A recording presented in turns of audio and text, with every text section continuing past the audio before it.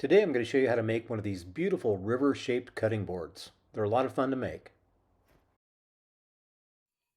Hey everybody, welcome back to the shop. So these beautiful cutting boards, they sell really well, all about the straight lines. And as a contractor and a mechanical engineer, my life has been about straight lines. I like to break the mold every now and then and do something that is more curvaceous. And that's exactly what we're going to do today.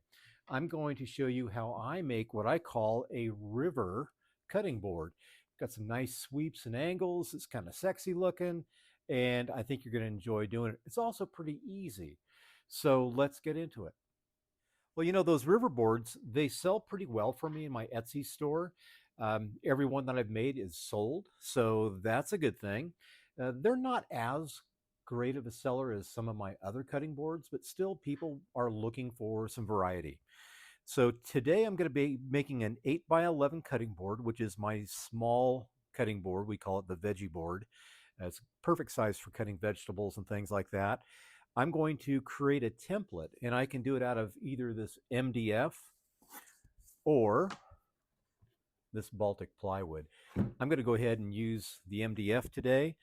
And because we are getting over to the router table with a flush trim bit, it does need to be sturdy. It can't be a cardboard template or something like that. So I tinkered with tracing in the back, and that kind of failed a little bit. So I'm going to try it again and see if I can do a little bit better. So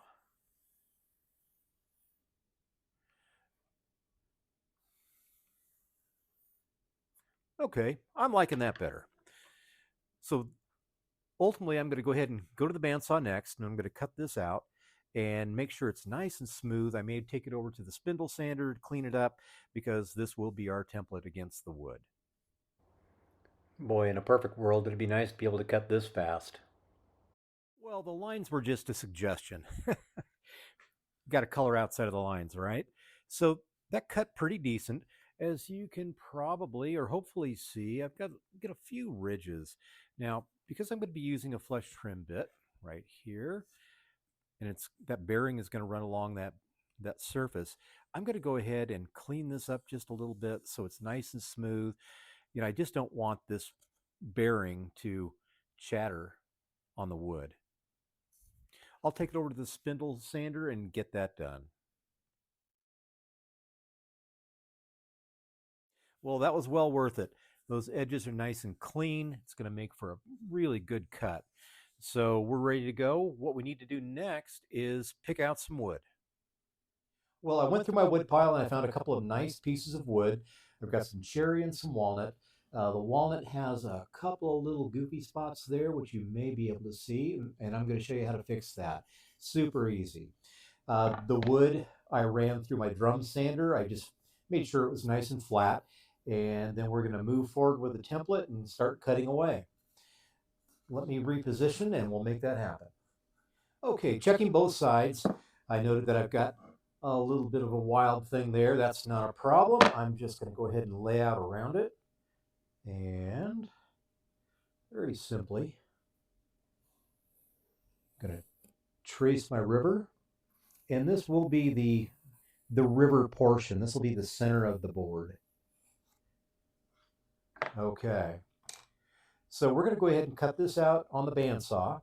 And I'm going to cut within about an eighth inch away from the line, and that way we can do our flush trim bit later. If you're liking the content, please hit subscribe and hit the bell so you get all the notifications. I'm going to go ahead and use my double-sided tape, and I'll show you a little trick.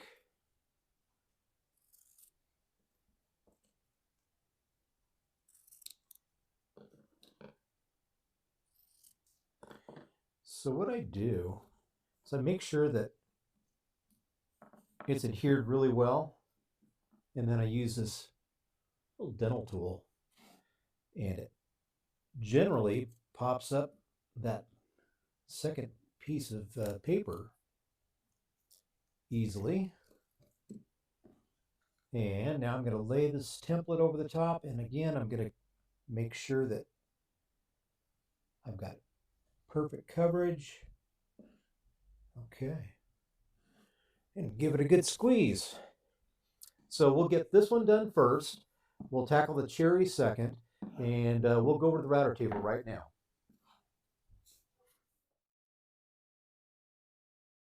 Trim bit did a great job, and I'm going to get this template off. I don't want to damage the template, obviously. I want to be able to reuse this, so don't go all crazy on it. There we go. So there we have the river. Now let's go back to our piece of cherry here. Remember those that template that we cut here? Well, we had the other sides, and we need these to be able to finish our cherry. So basically the same routine. I'm going to mark around the edges, and in the bandsaw I'm going to cut an 1/8 inch on the outside of that line, and we'll stick that on the flush trim bit at the router table and get that done. I'm going to do that off camera, so we'll keep moving forward, but we're getting really close to a glue up. Cherry just came off the router table. Let's see how it looks.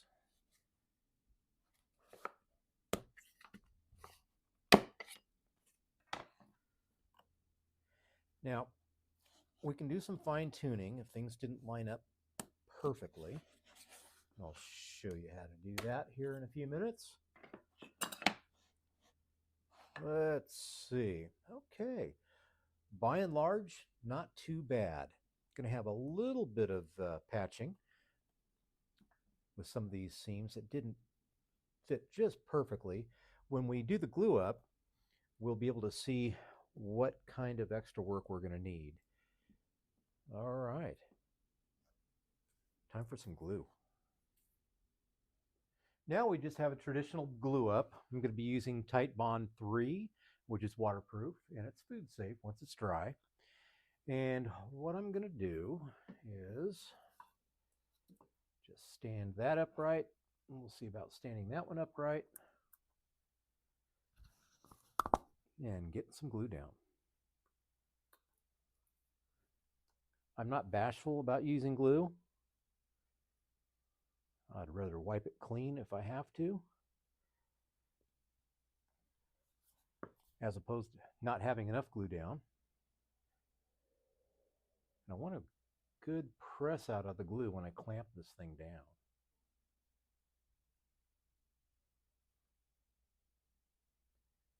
All right. My hand's probably a bit in the way. I apologize for that.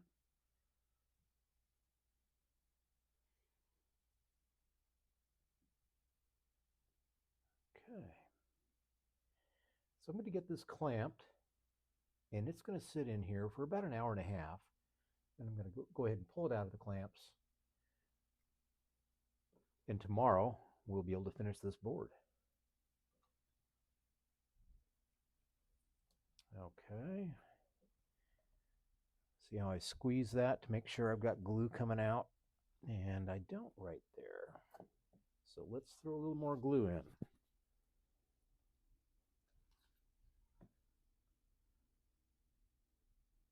There we go.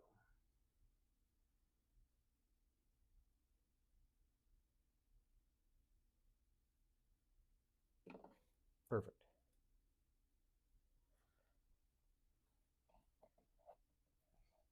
That's more like it.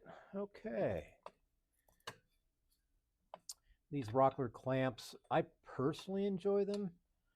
A lot of people struggle with them a little bit. It's something that you have to use on a fairly regular basis to get the hang of.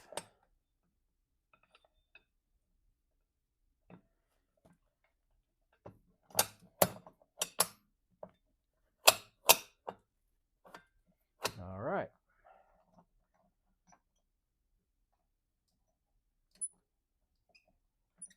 The other thing I do is, because I have the excess glue, I'm going to come in with a paper towel and just kind of wipe it off a little bit. There you go. Paper towels.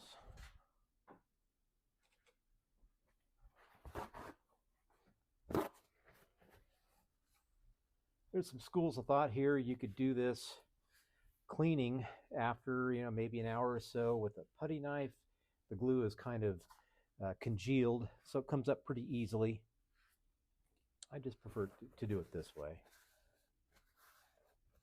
So my glue up is looking pretty good. I'm going to have one little spot over here. That's going to take a little bit of work once we get it out. The back side's looking good.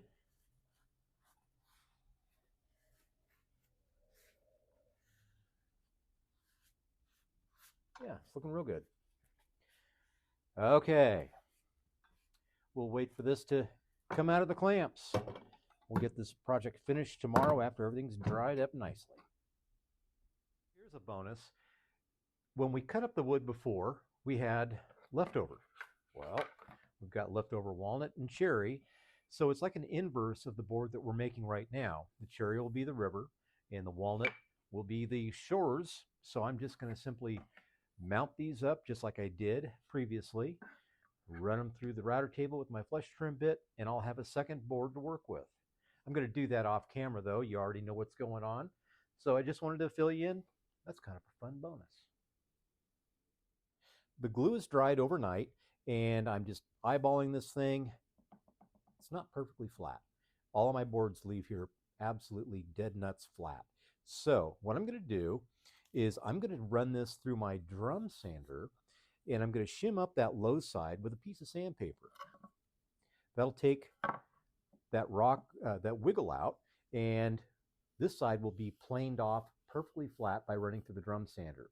Once that's done, I'm going to flip it and the other side will be sanded perfectly flat. So let's go do that right now, and then we're going to get into the finish. Okay, the cutting board is perfectly flat. Now, we're going to find out how our glue up went. If you recall, I showed you earlier that there was a couple of little voids. Well, those have magically disappeared. By the time I sanded things down, we went beyond that little gap. So this looks really pretty darn good. So I've got a little issue here, those little cracks that I shared with you earlier. I'm going to show you how to do that, fix that right now. These imperfections are really minor, but what I'm going to do is just give it a blast. And this is, let's see, Star Bond. This is the brown, and it's the medium thickness. The thin is like water. This has some body to it. And I'm using this brown for a reason. If I use the black, it would be darker than the rest of the wood. Even though that looks pretty dark, this will just hide all this without any issue whatsoever. I've got it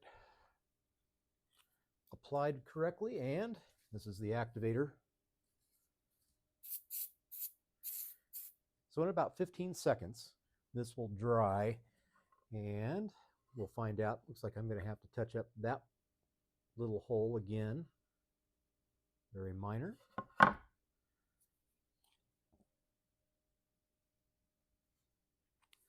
This is a real handy tool to have, the CA glue. Okay, so now I'm going to go ahead and run this through my joiner, get these rough edges cleaned up. If this isn't squared up, I will square it up on the table saw, and I need to take just an 1/8 inch off the ends, so we'll be good and true. We're moving right along. The edges are perfect now, and what I want to do is measure the top and bottom of the board. It's 8 1/4 there, and on the bottom it's also exactly 8 1/4. So I don't need to run this through my table saw to get it squared up, but I do need to go over to the miter saw and cut these edges. We'll do that next, and then we're going to hit the router table and put a beautiful little round over on this.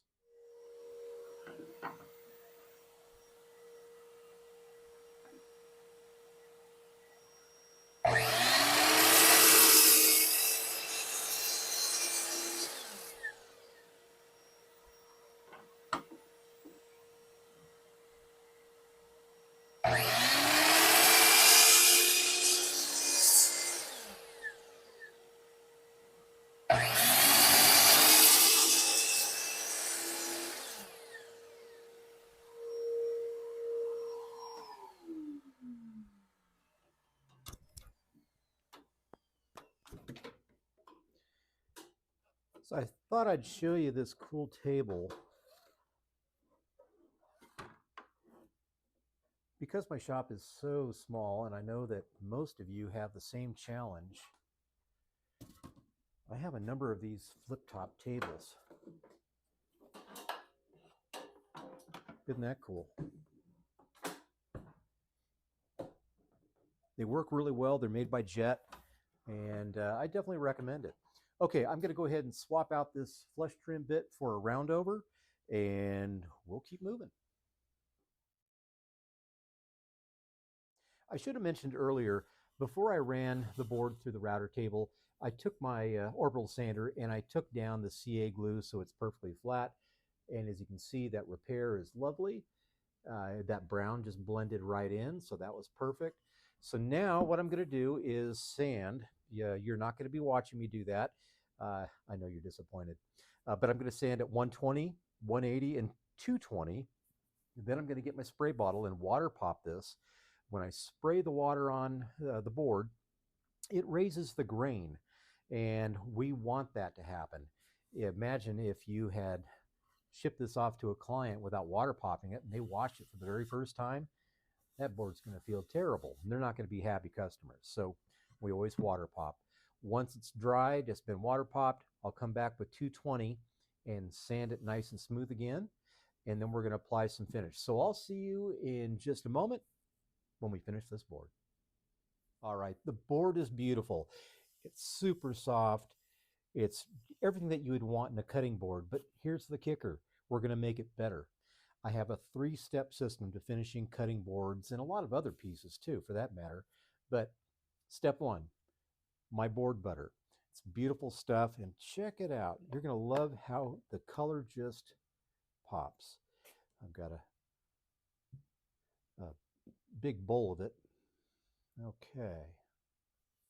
Isn't that pretty? So I just apply it with a pretty heavy coat. The wood will suck it all up. And I use a circular motion to drive all that board butter into the grain. So we're going to let this sit for about 20 minutes and let it just suck into the grain. And then we're going to come back and we're going to do the second and third steps. And those are the most critical steps.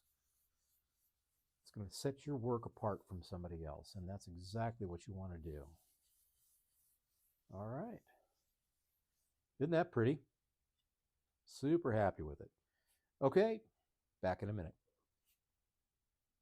Well, doesn't that look beautiful?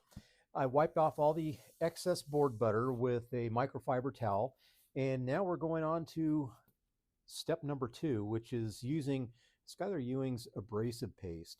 Now, this stuff is amazing. Check this out. Beautiful looking stuff. It has a little bit of, well, it's made with pumice, mineral oil, beeswax, and tripoli. And what this does is it will polish this board, and it does such a beautiful job. I probably should have used a towel for that, but anyway. Okay, so what I'm going to do, and this is a little noisy, but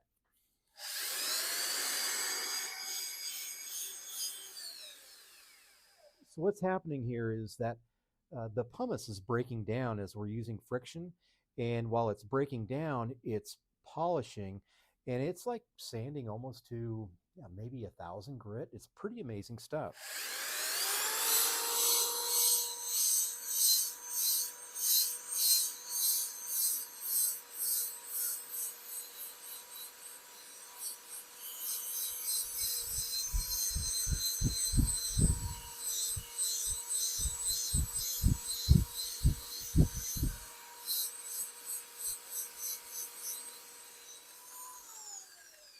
Okay, well, you get the idea what's going on. I'm going to finish this off camera. We're going to come back to step number 3.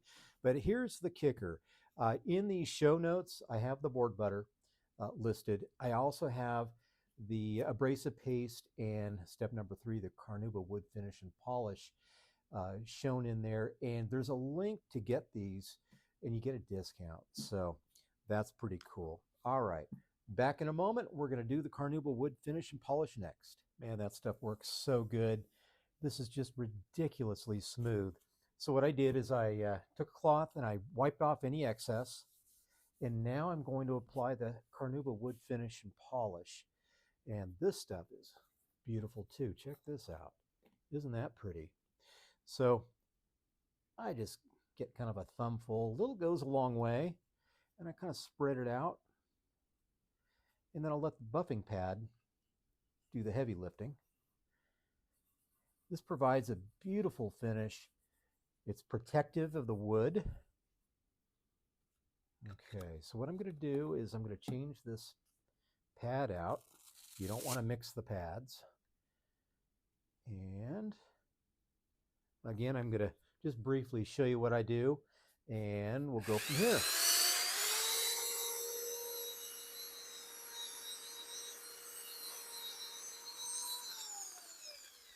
So the idea is to build up heat through friction, and that sets that carnuba right into the wood and creates that beautiful luster. So I will go ahead and finish this up off camera, and then we're going to wrap up this project. We'll chat about it, a couple of things that I have to share, and we'll go from there.